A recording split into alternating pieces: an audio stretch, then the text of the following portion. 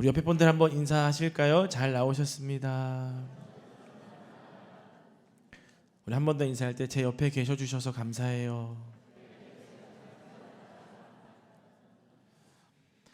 내 옆에 누군가 있다는 건 얼마나 소중한지 모릅니다. 또 여러분 곁에는 우리 주님이 계시는 줄 믿으시길 바랍니다. 오늘은 두려움 속에서 만나는 주님의 임재라는 제목으로 말씀의 은혜를 나누고자 해요. 요한복음 6장은요, 온탕과 냉탕이에요. 오병이어 기적을 통해서 정말 주님의 놀라운 역사와 일하심을 경험했잖아요. 근데 오늘 또 그 이후의 말씀을 보니까 막 풍랑을 만나요. 어떻게 이런 일이 있을 수 있을까? 쉽지 않은 길이죠. 그러니까 기적을 체험한 그 날도 우리 인생에 풍랑이 찾아올 수 있다는 것이죠. 신앙은 기적 이후에 늘 평탄하고 형통한 길만 열린다 가르쳐 주지 않습니다. 오히려 기적 이후에도 저와 여러분 삶의 믿음의 깊이를 물을 수 있는 시험이 다가올 수 있다는 거예요. 오늘 본문은 폭풍 같은 인생길을 걷는 저와 여러분들에게 분명한 위로가 됩니다. 그런데 주님께서는 우리 인생의 두려움이 사라진 뒤에 오시는 분이 아니라 그 폭풍 위에 계시는 분이신 줄 믿으시길 바랍니다. 그래서 우리 삶에 일하시고 우리를 도우시는 주님의 은혜를 경험하시기를 축복합니다. 자, 첫 번째는요, 순종의 길에도 풍랑이 올 수 있다는 거예요. 오병이어 기적 사건으로 사람들이 예수님을 억지로 임금 삼으려고 했었어요. 자, 요한복음 6장 15절 읽어봅니다. 그러므로 예수께서 그들이 와서 자기를 억지로 붙들어 임금으로 삼으려는 줄 아시고 다시 혼자 산으로 떠나가시니라. 아멘. 예수님이 바라보시는 것과 사람들이 바라보던 게 너무 달랐기 때문에 예수님께서는 이 문제를 좀 해결해야 되겠다. 그럼 어떻게 해결하시는가? 예수님 혼자 산으로 가세요. 오늘 말씀은 그렇게 기록이 되어 있는데 이 동일한 말씀이 기록되어 있는 마태복음 말씀을 보면 정확하게 예수님이 가르쳐 주시거든요. 우리 마태복음 14장 22절 23절 읽어보겠습니다. 예수께서 즉시 제자들을 재촉하사 자기가 무리를 보내는 동안에 배를 타고 앞서 건너편으로 가게 하시고 무리를 보내신 후에 기도하러 따로 산에 올라가시니라. 저물매 거기 혼자 계시더니. 아멘. 사람들이 예수님을 임금 삼으려고 하니까 제자들이 거기서 만약에 사람들을 보냈다면 뭐 다른 얘기들이 오고 갈 수도 있겠죠. 그러니까 거절을 못할 수도 있잖아요. 예수님이 그걸 아셨던 것 같아요. 제자들한테 야, 너희 먼저 건너편으로 가 있어. 이 사람들은 내가 보낼게. 그 제자들을 가버나움으로 보내시고 예수님이 사람들을 보내는 거예요. 다 일을 마치신 후에 예수님 어디 가세요? 산에 가셨어요. 자, 근데 여기서 중요한 것은 무엇이냐면 각자의 어떤 위치로 이동을 했지만 여기서 중요한 건 날이 저물었다는 거예요. 밤이 되었다는 것이고요. 어둠이 있다는 거예요. 자, 오늘 보면 16절 17절 읽어보겠습니다. 저물매 제자들이 바다에 내려가서 배를 타고 바다를 건너 가버나움으로 가는데 이미 어두웠고 예수는 아직 그들에게 오시지 아니하셨더니. 아멘. 밤이 됐을 때 배를 타는 거 우리는 좋잖아요. 야경 보니까 얼마나 좋아요. 근데 그 당시에 밤에 배를 탄다는 건 좀 위험할 수 있는 상황이었어요. 안전한 선택은 아니었습니다. 바람이 거세게 불 수 있었기 때문에 어부들 입장에서는 배를 탄다? 좀 위험할 수 있겠는데? 신중하게 좀 선택을 해야겠는데? 이런 생각이 들 수 있었던 거예요. 갈릴리 바다는 큰 호수입니다. 해수면보다 한 200m 낮은 분지에 위치를 하고 있어요. 그 주변에는 골란 고원과 여러 산지로 둘러싸여 있습니다.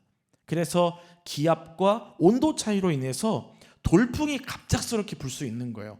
낮에는 평온합니다.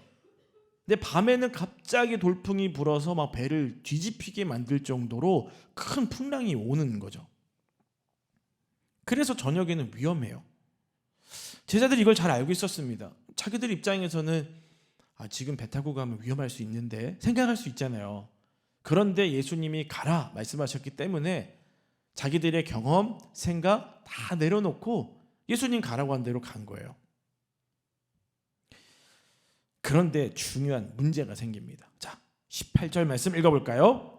큰 바람이 불어 파도가 일어나더라. 아멘. 큰 풍랑이 부른 거예요. 제가 말씀드렸죠. 밤에는 언제든지 풍랑이 일을 수 있다고. 그러니까 제자들도 누가복음 5장에 보면은 베드로가 밤새 내가 물고기를 잡았지만 한 마리도 잡지 못했다라고 얘기하거든요.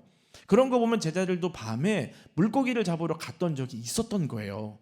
근데 지금 살아있는 걸 보니까 그렇게 크게 되거나 자신들의 생명을 위협할 만한 풍랑이 왔던 적은 없었던 거죠. 그리고 왔었어도 그걸 다 이겨내고 극복했던 거예요. 그런데 지금 풍랑을 만났어요. 누가 가라고 했는데 풍랑을 만났죠? 예수님이 가라고 했는데 풍랑을 만난 거예요. 이상합니다. 여러분도 그럴 때 있지 않아요? 분명히 말씀에서 이렇게 얘기하셔가지고 순종했는데 문제가 생겨요. 분명히 기도해서 응답을 받아서 했는데 어려워지는 거예요. 그러니까 제가 가장 가슴 아픈 건 그거예요. 개업을 하시고 어떤 일들을 할 때 여쭤보죠. 그럼 하나님 응답 주셨어요. 너무 감사하잖아요. 그래서 같이 가서 개업 예배 드리고 축복 기도 해드리고 막 오거든요. 근데 좀 시간이 지나서 좀 어려움이 있다 그러면 참 힘드시겠다. 어떡하지? 또 기도하게 되고. 근데 그 스스로는 더 힘들겠죠. 나 분명히 응답 받았는데 상호명까지 하나님이 알려주시고 막 목사님하고 막 교우들이 와가지고 같이 예배드리고 축복해주고 갔는데 왜 안 되지? 그럴 때 있잖아요. 그런데 성경에서는요, 우리가 믿음의 길을 가고 순종의 길을 갈 때 계속해서 풍랑이 본다라는 것을 반복적으로 좀 알려주고 있습니다. 요셉을 한번 볼까요? 형제들에게 미움받고 애굽으로 팔려가요. 보디발의 집에서 충성을 다합니다. 억울한 눈병도 써요. 감옥에 갇히게 됩니다. 인생의 파도가 막 밀려왔어요. 그런데 창세기 말씀에 이렇게 기록을 합니다. 여호와께서 요셉과 함께 하심으로. 분명한 어려움이 있어도 그 안에 분명한 하나님의 뜻이 있다는 거예요. 그의 인생은 감옥이 끝이 아니었습니다. 그 다음 인생을 하나님이 계획해 놓으셨고 그의 인생을 이끌어 가셨죠. 폭풍이라고 하는 것은요, 하나님이 안 계셔, 하나님 부재가 아닌 거예요. 하나님의 섭리 안에 있는 것입니다. 다윗은 어떻습니까? 기름 부음을 받고 나서 바로 왕이 되지 않았어요. 사울에게 쫓겨다녔고요. 광야에서 막 숨어 다니고 굉장히 힘든 시간들을 보냈어요. 어찌 보면 하나님의 약속을 받은 이후에 풍랑이 더 거세게 다가온 것이죠. 그런데 보세요. 광야의 시간이 다윗을 왕으로 만들어 갔습니다. 다윗도 사울처럼 기질적으로 문제가 있는 게 있었어요. 근데 광야가 있었기 때문에 다윗이 될 수 있었던 거예요. 그래서 광야라고 하는 것, 고난이라고 하는 것, 때로는 폭풍이라고 하는 것이 우리 인생에 무조건 나쁜 것은 아니라는 것입니다. 낮 시간에 바다를 보면은요, 갈릴리 바다가 평온해 보여요. 잔잔합니다. 제가 갔다 왔거든요. 굉장히 잔잔해요. 그런데 밤이 되면 갑자기 폭풍이 일어나는 거예요. 우리도 그럴 때가 있죠. 낮에는 사람들 만나고 일도 하고 직장에서 여러 가지 일들을 하잖아요. 나름대로 견딜만 해요. 버틸만 합니다. 아침엔 좀 힘들죠. 출근하기 힘든데. 근데 저녁이 되고 밤이 돼서 혼자 있잖아요. 막 밀려 들어오는 거예요. 내일 출근하기 싫다. 그 사람을 또 어떻게 만나지? 오늘 같은 상황보다 더 악한 상황이 오면 어떡하지? 수많은 것들이 막 밀려오는 거예요. 밤이 되면. 걱정이 돼서 잠도 안 오고 어려움이 있죠. 수많은 두려움과 걱정과 염려들이 밀려오기 시작합니다. 자, 그런데 기억해야 할 게 있어요. 자, 사람들은 각자의 집으로 돌아갔을 것이고 제자들은 건너편 가버나움으로 가고. 예수님 어디 계시다고요? 산에 계셔서. 예수님 뭐 하고 계셨을까요? 기도하고 계셨겠죠. 근데 더 중요한 게 있어요. 자, 마가복음 6장 48절 상반절인데 한번 읽어 보겠습니다. 바람이 거스름으로 제자들이 힘겹게 놓아졌는 것을 보시고. 아멘. 여러분, 이게 중요해요. 예수님이 산 위에서 기도하고 계셨는데 더 중요한 건 풍랑이 불 때 제자들이 그 풍랑 때문에 힘겹게 놓아졌고 있는 것을 뭐 하고 계셨다고요? 보고 계셨다는 거예요. 제자들은 예수님이 안 보였을 거예요. 왜요? 풍랑이 오니까 얼마나 두렵습니까? 노 저어야죠. 배 안에는 물 퍼내야죠. 예수님 보였겠어요? 안 보이죠. 근데 그 고난 가운데 있는 제자들이 예수님의 시야 안에는 들어와 있는 거예요. 내가 너를 보고 있다. 내가 너를 알고 있다. 다시 말하면 나는 너를 포기하지 않았어. 사랑하는 성도 여러분, 여러분이 그 어떤 고난, 그 어떤 풍랑, 그 어떤 어려움 가운데 있다 할지라도 여러분이 볼 때 주님이 안 보이더라도 주님은 여러분들을 보고 계십니다. 여러분 이 믿음을 가지시기를 축복합니다. 두 번째예요. 두려움 속에서 주님의 임재를 경험해야 합니다. 제자들은 어부 출신으로 베테랑이었어요. 열심을 다해서 풍랑 속에 살아내기 위해 노력을 합니다. 자, 19절 읽어보겠습니다. 제자들이 노를 저어 10여리쯤 가다가 예수께서 바다 위로 걸어 배에 가까이 오심을 보고 두려워하거늘. 아멘. 여러분 풍랑 속에서 뭐하고 계세요? 여러분 인생의 고난, 아픔, 어려움 속에서 뭐하고 계십니까? 정답은 이미 있죠. 기도해야죠. 그런데요, 기도만 해서도 안 되죠. 뭔가 내가 할 수 있는 것들을 좀 찾아봐야 됩니다. 제자들이 노를 젓고 뭔가 물을 퍼내듯 내가 할 수 있는 것들을 해야 되고요. 근데 더 중요한 건 기도하는 거예요. 내 경험이나 내 어떤 것을 의지하기보다는 내가 할 수 있는 것, 최선의 기도라는 거예요. 여러분 기도의 능력을 믿으시길 바랍니다. 기도하면 주님이 일하시는 거예요. 기도하면 주님이 우리에게 은혜를 베풀어 주십니다. 문제 해결을 위해 최선을 다하는데 제자들이 노를 젓고 있었어요. 마가복음에서는요 힘겹게 노를 저었다라고 말하고 있어요. 그냥 노를 그냥 여유롭게 저은 게 아니에요. 힘겹게 노를 젓고 있었어요. 예수님께서는 산 위에서 제자들이 지금 고난 당하고 있는 걸 보고 계셨죠. 여러분 예수님은 능력이 있으신 분입니다. 그 산 위에서 보시고 아이고 고난 당하고 있네. 풍랑아 잠잠해라 말씀하시면 풍랑이 잠잠해지는 거예요. 그렇게 하실 수 있는 분이십니다. 그런데 하지를 않으셨어요. 파도를 잠잠하게 하고 파도를 없애고 나서 그 위를 걸어오신 것도 아니고요. 파도가 치고 있는데 예수님이 그 위로 걸어오시는 거예요. 어찌 보면 이 장면은 창세기의 천지 창조의 모습을 좀 보여주고 있습니다. 창세기 1장 2절 말씀 읽어볼까요?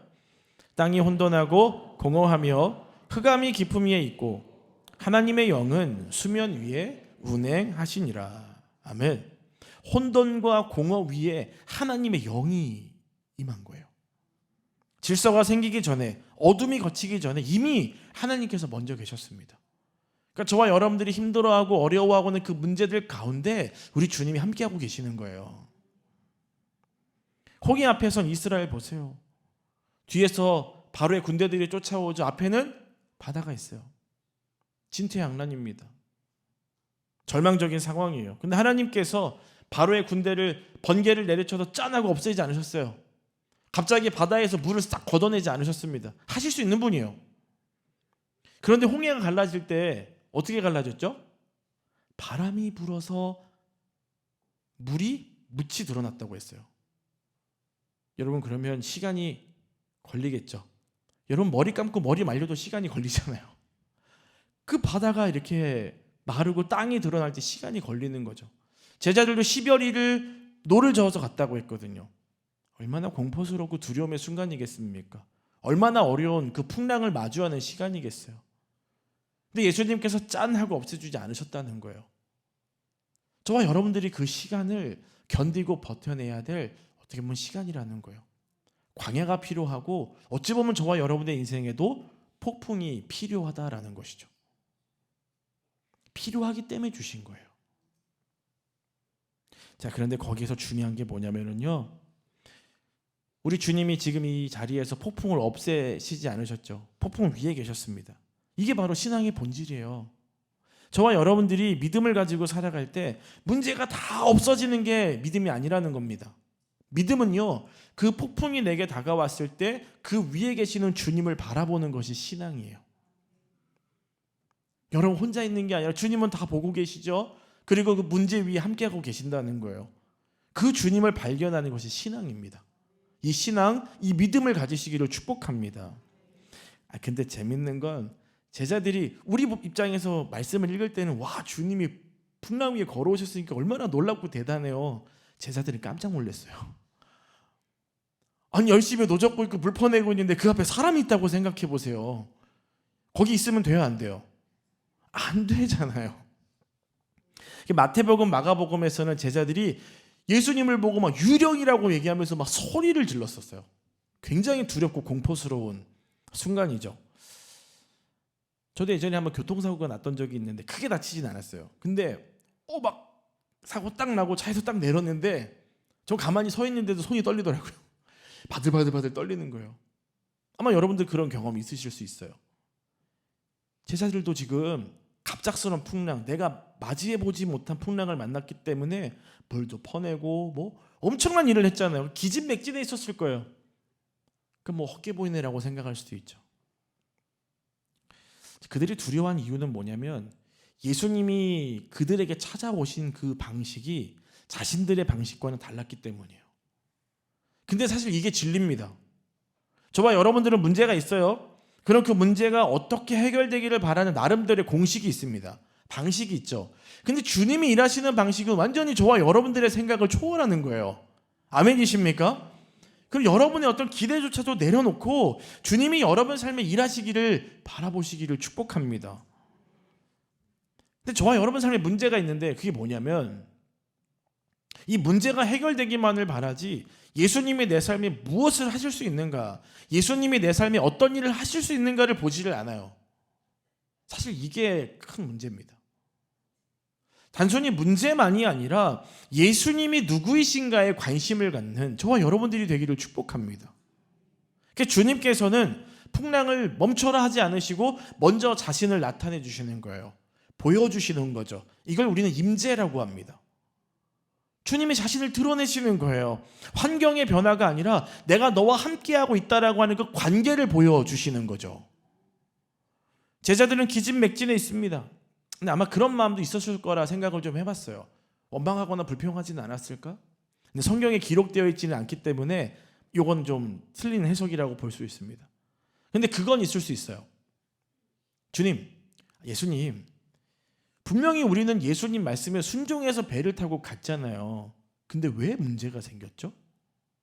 좀 설명해 주시겠습니까?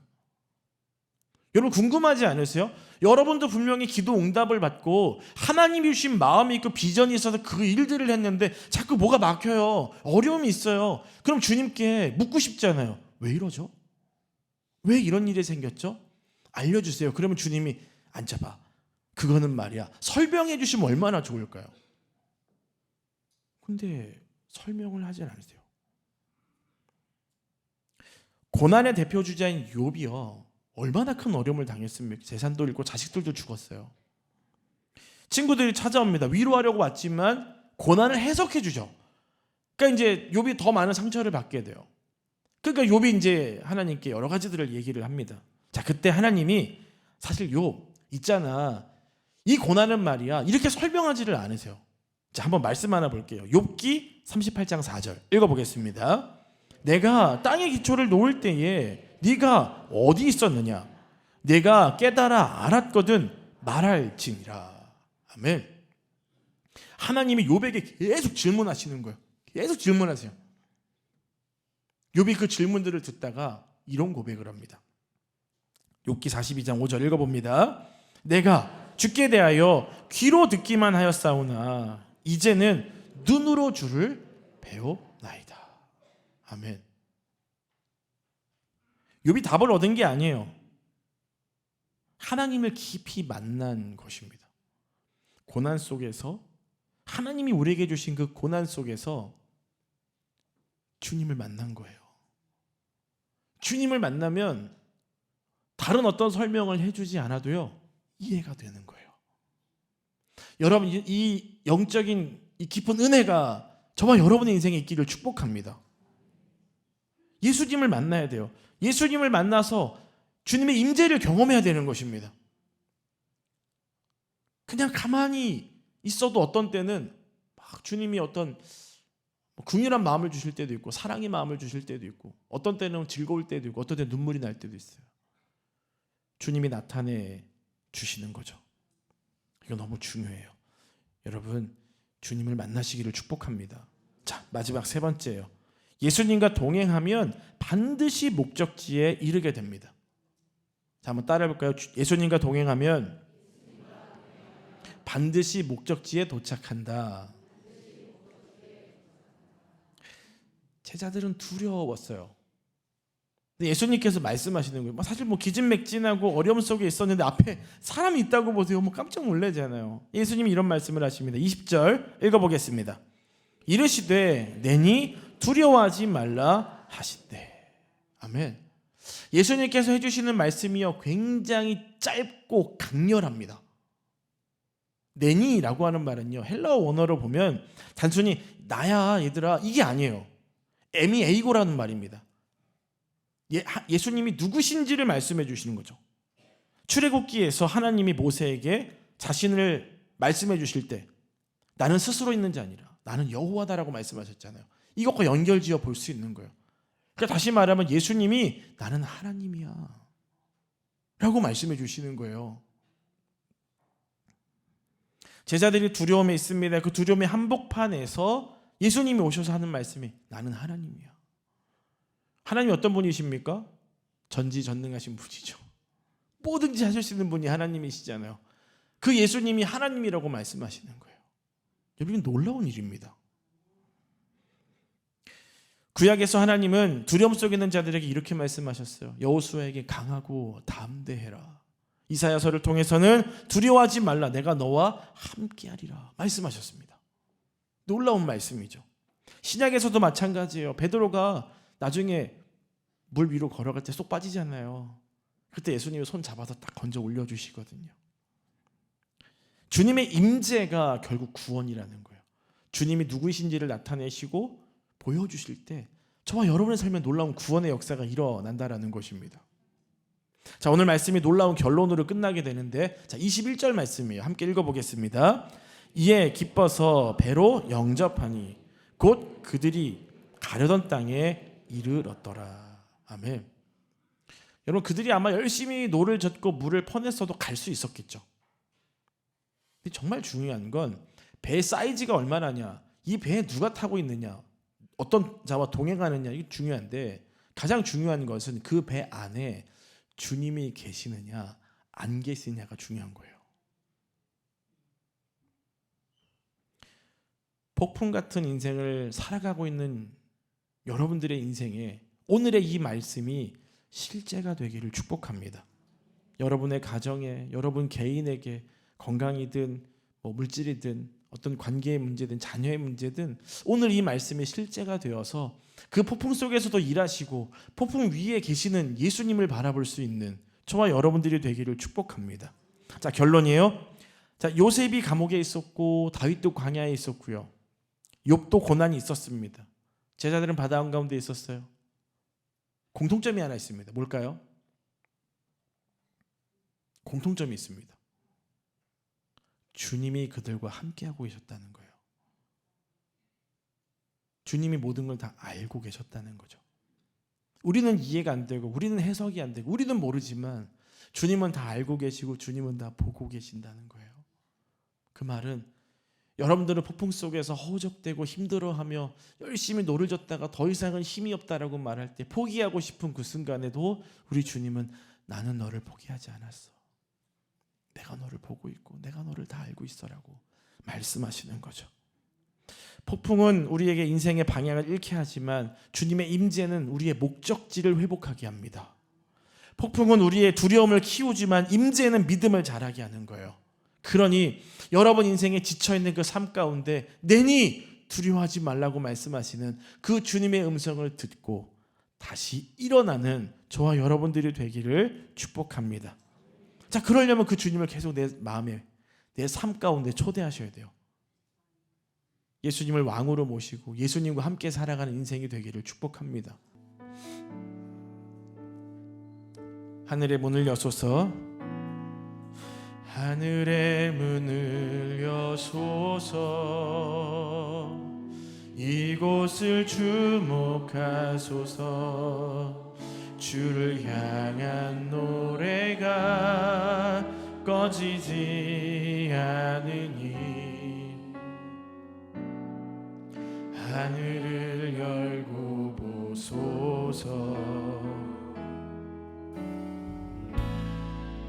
이곳에 임재하소서. 주님을 기다립니다. 기도의 향기가 하늘에 닿으니 주여 임재하여 주소서. 이곳에 오소서. 이곳에 앉으소서. 이곳에서 드리는 예배를 받으소서.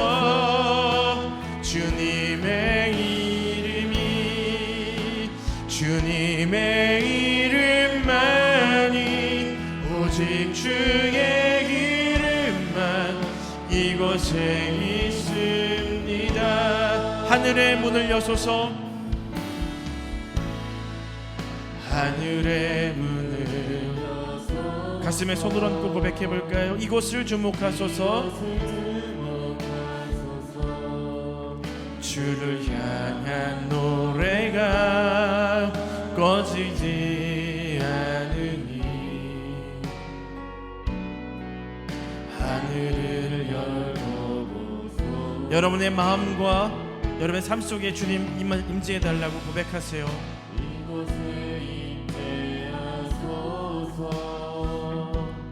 주님을 기다립니다. 기도의 향기가 하늘에 닿으니 주여 임재하여 주소서. 이곳에 오셔서 이곳에 앉으소서. 이곳에서 드리는 예배를 받으소서.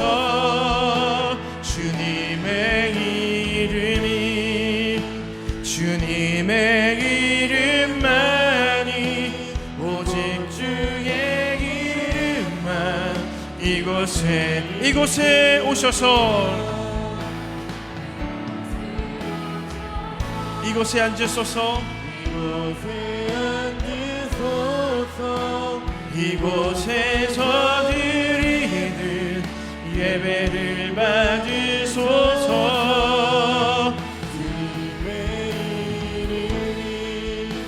주님의 이름만이 오직 주의 이름만 이곳에 있습니다. 은혜가 풍성하신 신실하신 하나님 아버지, 오늘 폭풍 속을 지나던 제자들의 모습을 통해서 우리의 모습을 보게 하시니 감사를 드립니다. 순종했음에도 풍랑을 만나는 인생의 밤을 지나고 있는 성도님들이 있습니다. 앞이 보이지 않고 힘은 다하여 노젓는 발은 이미 지쳐 있습니다. 그러나 주님께서 보고 계시고 주님께서 우리에게 걸어오고 계심을 믿습니다. 문제를 먼저 해결해 달라고 조급해하기보다는 문제 위에 서 계신 주님을 바라보는 믿음을 허락하여 주옵소서. 내니 두려워하지 말라는 주님의 음성이 우리의 가정에, 우리의 연약한 육신의 자리 위에, 사역의 현장에 실제가 되게 하여 주시옵소서. 폭풍은 여전히 불 수 있지만 주님을 모신 배는 반드시 가려던 그 땅에 이르게 됨을 믿습니다. 오늘도 주님의 임재로 우리를 붙드시고 두려움 속에서 더욱 깊이 주님을 만나는 은혜를 허락하여 주시옵소서. 예수님 이름으로 기도합니다.